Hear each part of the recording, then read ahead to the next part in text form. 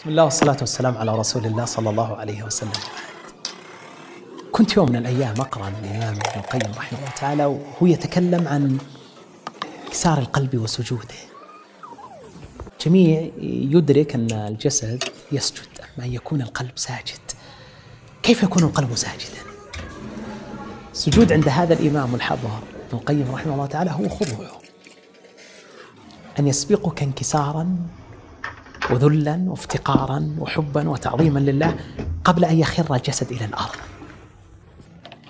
لما قيل لسهل بن عبد الله يسجد القلب قال إي والله، سجدة لا يرفع رأسه منها حتى يلقى الله. سجدات القلوب ستذيقك حلاوة الإيمان وتصعدك شيئا فشيئا في درجاته.